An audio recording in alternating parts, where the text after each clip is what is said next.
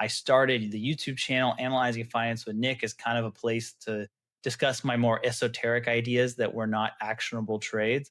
And it kind of took a life of its own where I share my thoughts on things such as global macroeconomics, finance, social class hierarchies, and why a lot of the things that go on in markets and the economy matter to my viewers.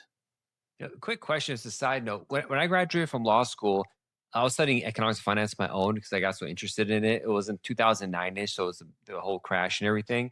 And I got a interview at Merrill Lynch at the time, or Merrill Edge, or whatever it was called, and analysis, what stocks are good, this and that. But there, the focus of the person interviewing me was like, how much money can you bring in? Like, I need 5 people that have a minimum net worth of this much.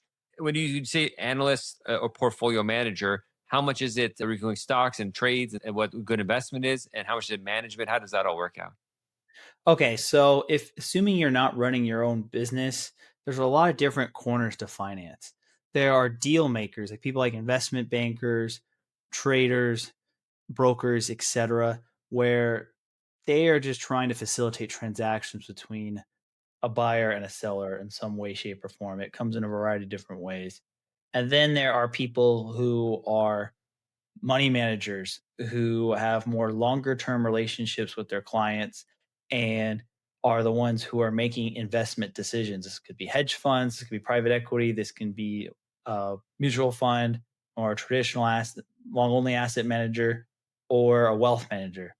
And I'm most of my career, I was the person who was doing research to find good ideas for the portfolio managers on my team to put on as trades for the firm or to find the places where risk was mispriced. Either the risks of the market were overstating a problem, which created a buying opportunity, or the opposite, where risks were understated by the market, which created an opportunity to either hedge or be more cautious or get out of a position.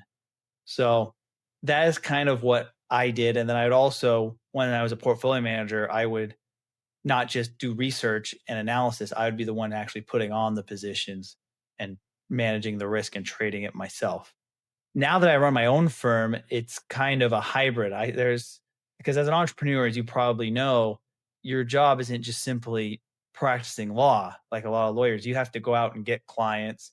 You got to do compliance. You got to do a lot of other back office and front office Yeah. things to make sure your business is running. And so that was the biggest adjustment when I started Spearhead is that I couldn't just rely on having some capital from a few institutions to trade, or my bosses giving me just a salary to do research and then have the traders do whatever they want with it.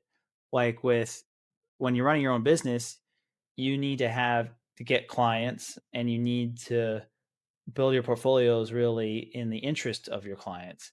And so that's the main difference. And what I think when you applied for Merrill, I think they wanted you to come off as an analyst, but they do try to recruit a lot of young people to mainly be junior salespeople to train them to build a book of business because a lot of these larger firms are more asset gatherers. Like their goal is to get as much assets as they can, and they put it in a relatively um, standard portfolio, like a 60-40 equity bond portfolio, maybe even just use like a synthetic index strategy and just to get decent returns and just grow the size of the book through more marketing focus and less on the money management focus and less on the customization focus. Whereas my firm is probably more the opposite. Like our partners are more markets focused and and the part of growing a book is just kind of part of the business you need to do, but it's not like what excites me. Yeah.